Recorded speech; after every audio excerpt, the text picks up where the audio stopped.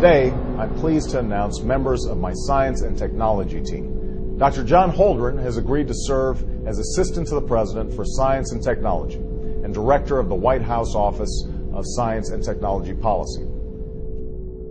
John P. Holdren is the resident science czar of the Obama White House. He's the head of the White House Council on Science and Technology, key advisor operating out of the new Executive Office building in Washington, D.C.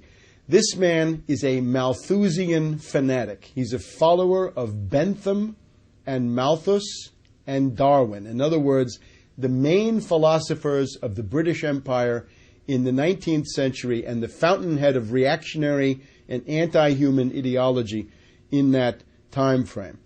He's a radical environmentalist, an ecological fanatic, a green kook, a wacko, except that it's also very sinister because the implications of his belief structure and his world outlook are genocide. He is, in particular, an enemy of the traditional American point of view on the world. Holdren polemicizes in his books against people he calls the cornucopians, people who think that the bounty of nature and of production is unlimited. He says that's not true. There are limits to growth, and we have to live within those limits.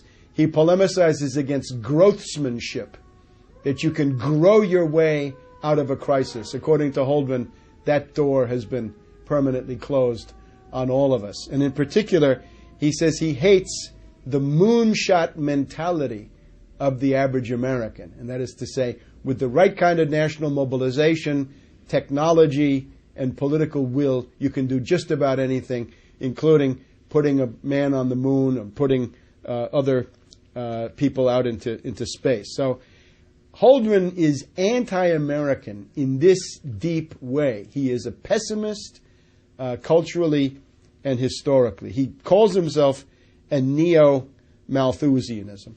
Now, the heart of his outlook is what he calls, he says that population is the root of all human problems. In other words, people pollute. Humanity is a cancer on the face of the earth. The one big problem in the ecosystem is the role of humankind. And of course, in reality, the existing ecosystem could not survive without the constant contributions of human production. It's very easy to show that. Holdren started off in the 1970s with Paul Ehrlich, who was a charlatan and an obscurantist and a crackpot who wrote the book The Population Bomb.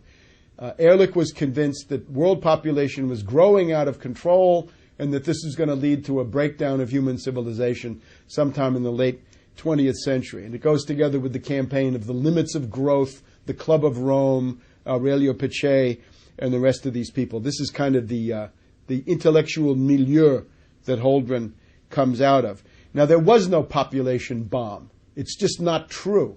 It never happened. Population in Europe is falling.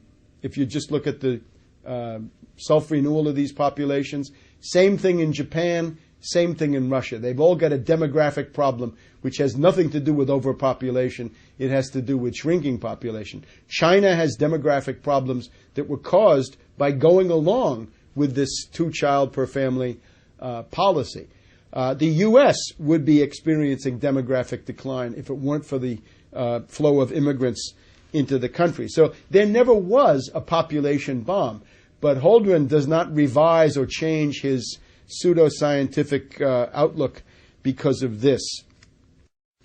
Population is the problem. Now, he looks around the world, writing in the early 1970s in one of his textbooks, and he says, some countries have so much population that they ought to be triaged. We should cut them off, give them no more food aid, no more credit, no more help of any kind. Well, what are the countries? He says India is probably on the list. India.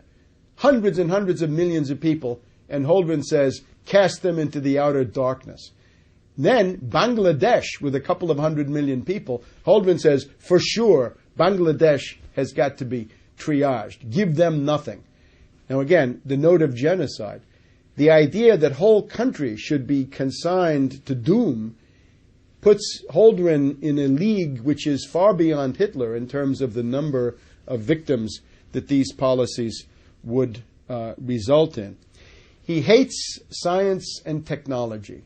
He wants to limit science and technology. He regards them as a threat to what he thinks of as the social order, and also to the crackpot views of charlatans and fakers like himself. He says he wants to create a science court that would decide which inventions could be put into practice and which would have to be banned.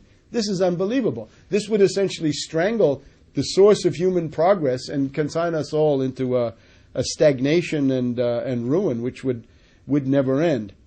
Holdren believes that there's a world optimum population, or carrying capacity. Now, the idea of carrying capacity comes from the writings of a Venetian kook by the name of Gianmaria Ortes, O-R-T-E-S, writing in 1790 or thereabouts.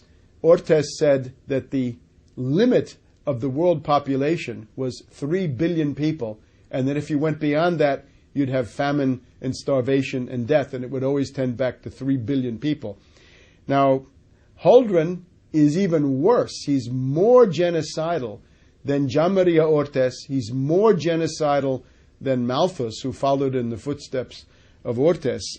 Holdren says that the optimum world population is 1 billion. Now let's pause.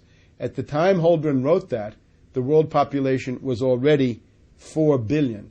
Today, if you say the optimum population is 1 billion, it would mean that more than 5 billion would have to go. And again, these are orders of magnitude that Hitler, Stalin, and Mao never dreamed of. Only in the mind of fanatics like Holdren do we get genocide of these proportions. Holdren says that the big task of policy, and here the third world and developing countries should take note. He says the main political problem facing the world is not world economic development, but stopping world economic development. He's very worried that countries like China and India and others, Latin America, South Asia, Sub-Saharan Africa, that they're going to try to imitate the development of the US, Europe, and Japan. And Holdren says that would be catastrophic. What we need is to stop third world development. We've got to convince the third world not to do that, and we've got to institute de-development worldwide. In other words, turn back the clock of history, roll back progress, and go back to what amounts to pre-industrial civilization. Well, pre-industrial civilization is a lifespan of 30 to 35 years, nasty, brutish, and short, as Hobbes put it. So that's what Holdren wants for you and your family. In order to enforce this, he talks about a supranational monstrosity that he calls a planetary regime. This means a world empire, a supranational, one-world government that would attempt to control all details of human life. Would start with what he calls the global commons. That is to say, anything that impacts the air, the soil, and the oceans would become the subject of international, supranational intervention. It would be like the IMF on steroids. Instead of just economic life, it would extend to everything. Again, the temperature in your living room, the kind of car you have, the amount you get to eat, whether you have a pet. I mean, minimal details about your everyday life. For individual countries such as the U.S., Holdren recommends a population law which would fix the outer limits of the acceptable population. And again, what happens if you are surplus? What happens if you are declared a useful leader? He doesn't say that so explicitly, but it's clear that you wouldn't fare very well. So, one of the features of a population law, in Holdren's point of view, is to regulate the size of the family. And this is what, of course, China did in the post-Mao period, the 2-child per family policy. So the hand of the totalitarian state intervenes in the most intimate decisions of the family, and the realm of individual responsibility pretty much ceases to exist. Now, Holdren is willing to do just about anything to, first of all, slow the rate of population increase. That's his first goal. Secondly, to bring population into stasis or equilibrium, zero growth, but then to turn it back and have a decreasing, diminishing world population. The Chinese experience is if you do that, you're flirting with economic collapse. But Holdren doesn't care about that. He's, of course, a fanatic. So what is he willing to do? He talks about all kinds of forced sterilization. That you can have surgical interventions on males.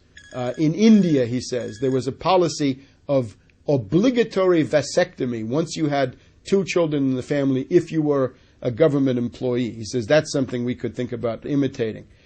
Compulsory abortion. Think about that. That would be something that was flirted with in post-Maoist China. He wants to have licenses for birth. In other words, a woman is not allowed to give birth unless she's purchased a marketable birth license. And of course, what happens if Goldman Sachs comes in and, because women are going to want those, drives up the price 100 times so that nobody can afford a birth permit? And what happens to people that are born illegitimately, meaning without a birth permit? He wants to have things that have been done in the meantime. Norplant, I think, is an example. Subcutaneous chemical devices that are put into the flesh of women to prevent them from conceiving. So, forced sterilization, compulsory abortion, forced vasectomy, birth licenses, subcutaneous implants, all kinds of compulsory, obligatory methods. In terms of forced sterilizations, he says you could do this by putting chemicals in food and water, but he thinks that these other methods would be more effective. He also has other methods of persuasion, which are really coercion, that if you have more than 2 kids in the family, there's no more free public education for you. The 3rd kid has to pay to go to the public school. If you're living in public housing, which is the case in some countries, the 3rd kid gets you kicked out of the public housing and you become homeless. He's also in favor of violating the family by seizing babies. He says that if it's a teenager or a minor who has had an illegitimate child and there's no husband in the picture, then the government should come in and seize that child and have a policy of forced adoption to take care of that illegitimate child. You can see that Holdren is a collectivist. He is not a collectivist of the Marxist type, however. I would call him a collectivist in the tradition of Rousseau for 2 reasons. Remember, there are 2 Rousseaus. One is the Rousseau who says that the noble savage is the goal of human life. In other words, the more primitive you are, the less civilization you have, the better you are. Just if you think about that, Rousseau on that basis is one of the most influential philosophers of the current time, because it basically says primitive societies are better than corrupt modern society, so we should go back to nature and go back to the ways of these underdeveloped peoples. But then there's the other side of Rousseau, which is the collective will. The late Rousseau writes about the collective will, and that the individual counts nothing compared to the collective will. This is essentially the philosophy of the reign of terror in the French Revolution, and that's pretty much where Holdren is. So I would call him a Rousseauvian fanatic, in addition to being a Malthusian and a Darwinist and a Benthamite, and he wants to have the noble savage, roll back civilization, go back to pre-industrial civilization, or call it civilization if you want to, and at the same time he wants to impose the collective will. He even writes about infanticide. He says that infanticide is found in many primitive peoples, and he says, what that means is that these societies thought that the survival of the group and the collectivity was more important than the individual, so they didn't hesitate to kill babies, which implies Holdren's idea of civilization. It's a form of barbarity.